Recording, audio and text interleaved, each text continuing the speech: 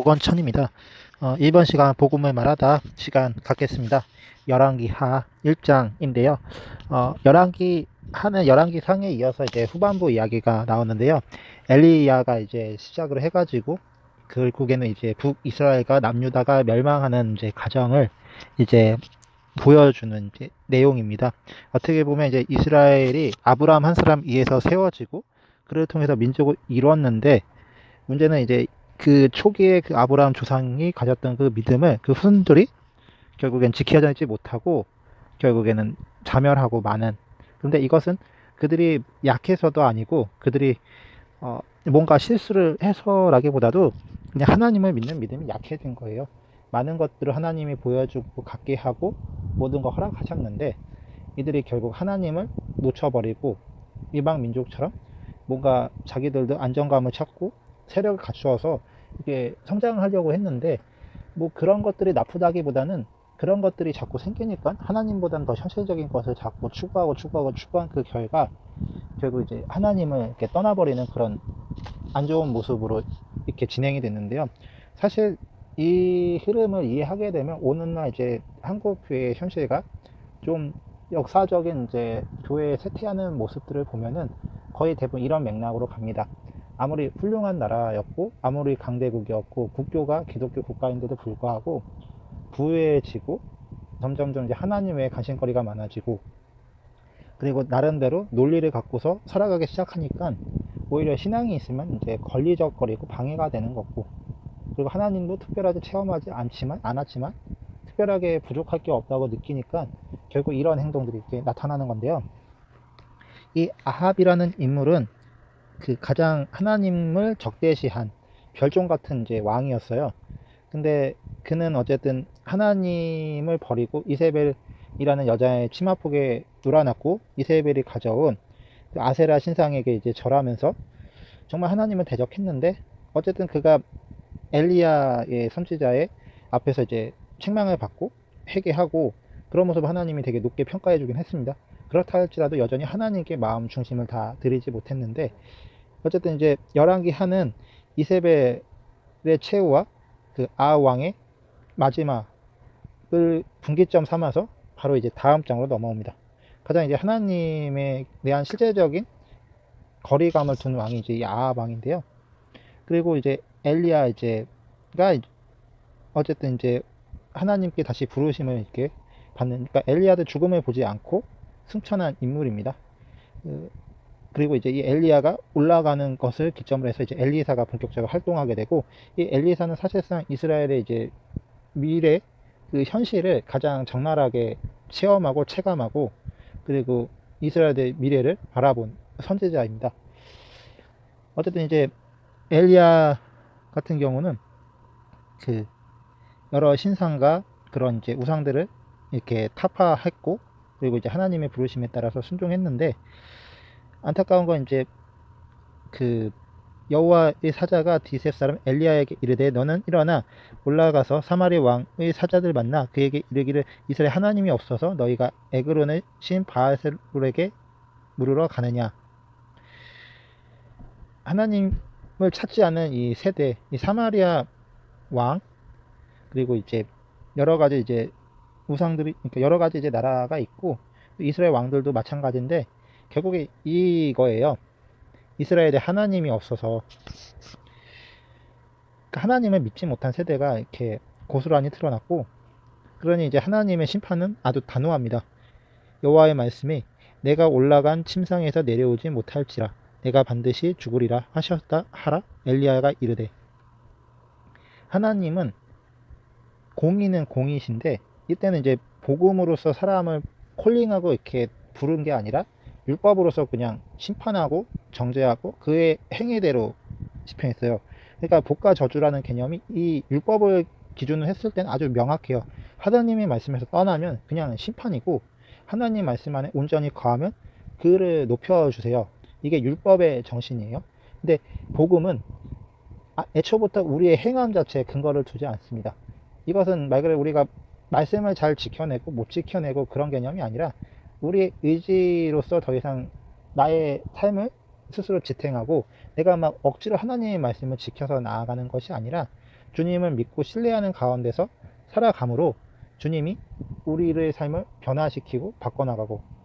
근데 이제 율법하고 다른 건 뭐냐면, 율법은 하나님이 지명하고 하나님이 정하신 그 테두리 안에 있어야 되는 거고, 복음은 하나님이 여전히 테두리를 정하셨지만 그 안에서 이제 우리가 행하되, 우리가 막 그것을 막 심써 막 억지로 지켜서가 아니라 하나님을 주목하게 되면 자연스럽게 그런 모습을 드러내는 건데요. 문제는 율법은 내가 스스로 노력하고 집중하고 집착하지 않으면 그렇게 안 돼요. 왜냐면 마음을 빼앗기거든요. 근데 복음은 성령께서 여전히 동일하게 연약함을 가지고 있지만 우리를 계속 이제 하나님의 말씀에 집중하고 하나님과 계속 교제할 수 있어 상황을 이끄시고 말씀을 더 보게 하고 싶어 하시고, 그런 것들을 끊임없이 우리 개개인의 심령 안에 주세요. 근데 한 가지 차이는 뭐냐면은, 율법으로 이렇게 우리를 다스렸을 때는 우리가 하나님을 어기면 그대로 그냥 심판인 거예요. 그래서 성령님이 절대 내주하지 못하시고, 내주하셨는데 만약 우리가 범죄했다 그럼 바로 태워서 죽이셔야 돼요. 성령님 거룩한 불꽃이거든요.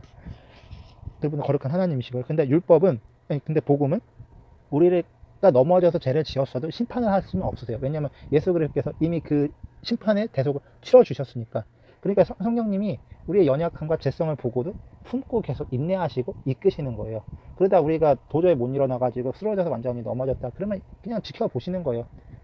하나 구약에서 이제 율법으로 되었을 때 그런 우리를 그냥 가차없이 심판하고 버리셔야 됐지만, 실제로 이스라엘이 그래서 망한 거예요. 하나님이 이스라엘 버렸던 건 율법의 기이에서 이들을 다려야 됐기 때문이고, 하나님이 공의 차원에서 이들을 정죄해야 했기 때문입니다. 근데 복음은 그런 연약함을 끌어안고 계속 이끌고 나가는 거예요. 그래서 정말 복음에 이제 거듭난 사람은 자신의 연약함을 보고 그거에 대해서 안타까워하지만, 그럼에도 불구하고 자기를 구원한 하나님 예수 그리스도를 의지함으로 계속 하나님을 찾고 그걸 무던히 반복하는 거예요. 그래서 넘어졌어도 빨리 털어내고, 그리고 내가 뭔가 해낸 것 같아도 겸손하게 하나님 앞에 낮아지고, 그리고 오히려 그걸 한 걸 하나님께 감사드리면서 그러한 삶을 끊임없이 반복하는 거예요. 그래서 복음에 정말 깨어있는 사람은 자기 행함에 집중하지 않고 그냥 매 순간 하나님을 주목하는 건데, 율법은 말씀드렸다시피 하나님의 어떠함에 관심이 있는 게 아니라 자신의 행위 자체가 하나님 앞에 바른지 아닌지를 긴밀하게 살펴서 자기 안에 조금의 죄가 있다 그러면 무조건 엎드려져서 회개하고 제물을 올려드리고, 내가 뭔가 의로운 행위를 했다 그럼 하나님이 그거 가지고 이제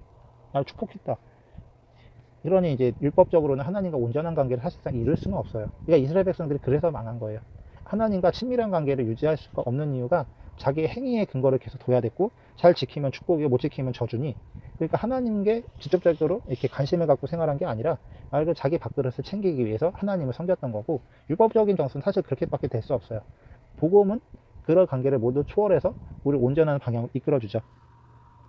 이 관점을 이해하게 되면은 이제 이스라엘 백성의 말로가 왜 이렇게 끝나는지를 알게 되는데, 엘리야 역시 선지자지만 불안한 건 마찬가지예요. 그 엘리야한테 이제 군사가 오는데, 왜 그러냐면 이제 이스라엘이 먼저 이제 안 좋은 얘기를 들었잖아요. 하나님이 심판할 거라고. 그러니까 여기에 대해서 이제 확인하고 싶은 거죠. 그러니까 하나님이 없어서 니네가 이방 신을 섬기느냐, 이 메시지를 들으니까 이제 왕이 이제 두려운 마음에 자기 병력을 보내서 그 엘리야 선지자를 모셔오라고 했는데, 근데 엘리야도 이미 이세벨 그 아세라 우상들하고 바알 신상하고 이렇게 한바탕 하고 두려워서 도망쳤단 말이에요. 그래서 노뎀나무 밑에서 이제 그런 정서를 가지고 있는데, 또 병력을 끌고 그들이 오니까 엘리야도 두려우니까 하나님께 일단 엎드려졌어요. 그리고 그 50명의 군사를과 이제 그들을 오는데, 하나님이 제가 하나님의 사람이면은 그들을 이제 불을 내려서 그들을 멸하여 주십시오. 그래서 그 50명을 실제로 불살라 죽여버려요. 그런데 왕이 다시 보내는 거예요. 똑같이 엘리야가 이번에도 불로 그를 심판해달라고 하니까 그들을 죽이죠. 그리고 왕이 세 번이나 이제 보냈는데, 그때는 이제 50부장이 두 번의 무리가 이렇게 그렇게 타 죽은 거 보고 제발 이제 엘리야 선지자 우리의 생명을 좀 소중히 여겨주소서 기이 보소서 하면서 이 세 번째 50부장이 엘리야에게 무릎을 꿇고서 이렇게 간절히 간구해요. 제발 우리 이제 불로 그만 죽이. 우리는 당신을 해하려고 온 자가 아니라 당신을 모시러 왔다. 사실 이게 이 50명이 사람들이 악한 마음을 품고 엘리야에게 온 게 아니라 엘리야가 그 경험이 있어서 두려운 나머지 엄한 간구를 한 건데, 하나님이 근데도 엘리야의 기도를 들어주세요. 엘리야가 몰라서이기도 하지만 사실 엘리야의 부탁을 들어주신 건 이 50명의 생명이 소중하고 않다거나 공의가 비껴가기보다는 그만큼 엘리야의 심령이 더 중요한 거예요. 이 50명의 생명보다. 왜냐하면 엘리야는 하나님을 믿는 믿음이 꺾이면 안 되는 입장이었고, 근데 이 엘리야가 지금 의심이 많고 두려움이 많으니까 이 마음을 흔들릴 수 있잖아요. 그러니까 엘리야의 마음을 붙잡아주기 위해서 이 50명을 가감하게 이렇게 두 차례거든. 그러니까 100명이 넘는 사람을 불살라 죽였는데 엘리야의 연약함 때문에 그 마지막 사람이 이렇게 부탁을 하고 본심을 이렇게 알게 되니까 엘리야가 이제 그래서 조금 이제 마음이 갇혔고, 하나님도 실제로 이제 엘리야에게 이렇게 말씀하세요. 여호와의 사자가 엘리야에게 이르되 너는 그를 두려워하지 말고 함께 내려가라 하신지라.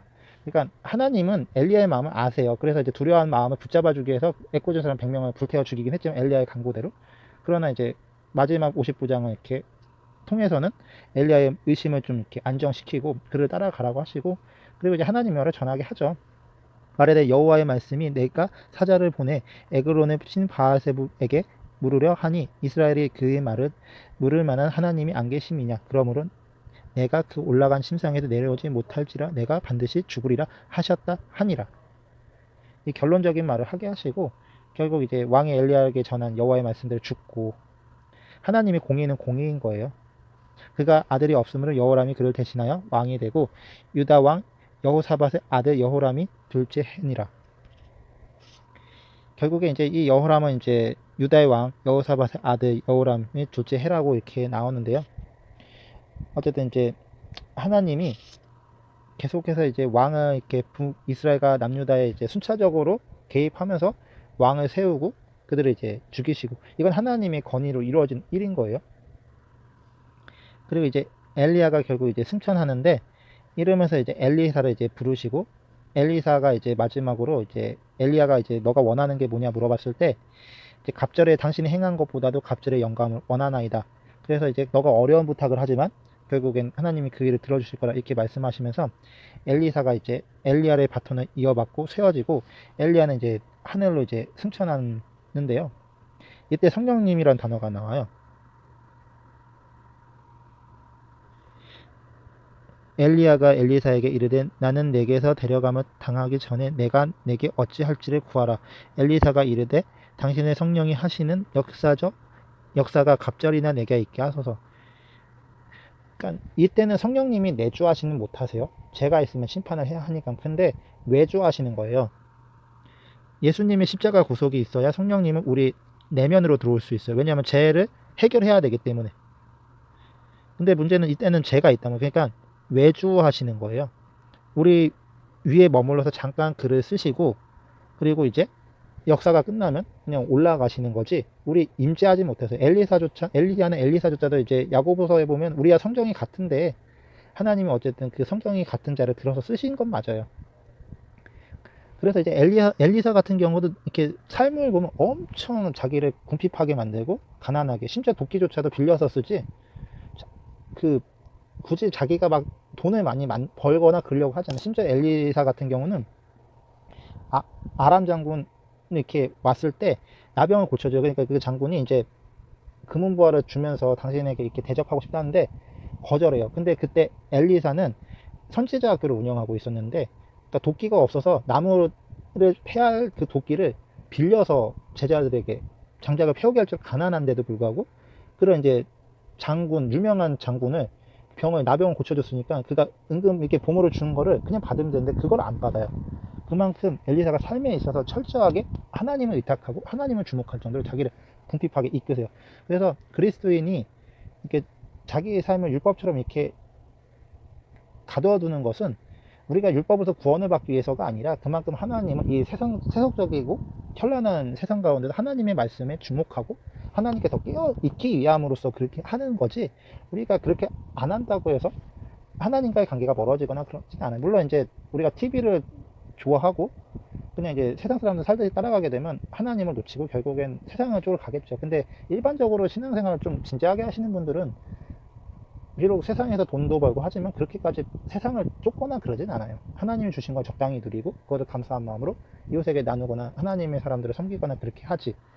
근데 이제 엘리사 같은 경우는 그걸 더 율법처럼 자기 삶에 조여서 정말 하나님은, 사도 바울도 그렇게 살고 지금도 선교사님들이나 좀 이렇게 거룩함을 추구하시는 분들, 특히 하나님과의 관계를 견고하게 하고 싶은 분들은 고의적으로 그렇게 사는 분들도 있는데, 어쨌든 이 것들이 있고, 그리고 이제 실제로 이제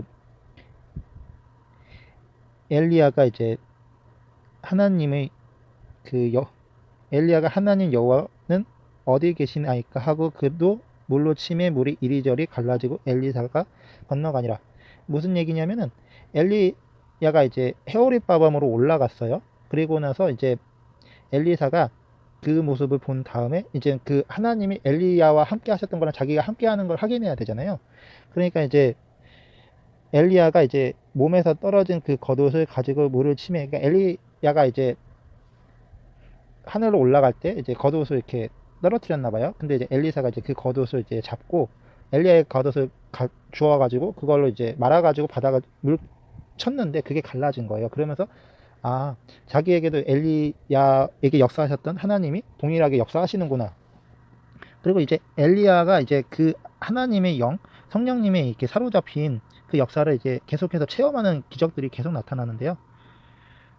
뭐, 세 그릇에 소금을 담아 내게 가져오게 하라. 이게 엘리사가 어쨌든 이제 여러 가지 기적들을 경험을 해요. 여기 보면은 엘리사가 물 근원으로 나아가서 소금을 그 가운데 던짐에 여호와의 말씀이 내가 이 물을 고쳤으니 이로부터 다시는 죽음이나 열매 맺지 못함이 없을지라 하셨다 하니까 그 물이 실제로 깨끗해졌고, 뭐 음식을 만드는데 이제 죽음의 열매가 있다고 하는데 그것도 이제 소금 같은 걸 넣으니까 다시 이렇게 독이 제하여지고, 심지어는 그 도끼로 나무로 하고 있는데 그 도끼를 물속에 빠뜨렸어요. 근데 엘리사가 그거를 이제 지팡이로 치니까 그 도끼가 떠오르는 이런 기적들을 이제 무수히 경험을 해요. 그러면서 엘리사가 엘리야만큼이나 하나님이 그 들어 쓰시는 그런 걸 체험함으로써 엘리사의 믿음이 엘리야보다도 훨씬 더 안정된 감을 보여주는 부분들이 있어요. 실제로 이제 엘리야 같은 경우는 승천을 했지만 엘리사 같은 경우는 마지막에 이제 병이 들어서 결국엔 죽거든요. 근데도 엘리사 같은 경우는 엘리야처럼 이렇게 마음이 흔들리는 모습은 거의 보여주지 않고 오히려 더 견고하게 서 있고 더 중심이 바로잡아서 좀 하나님의 역사를 끝까지 감당하는 모습은 보여줘요.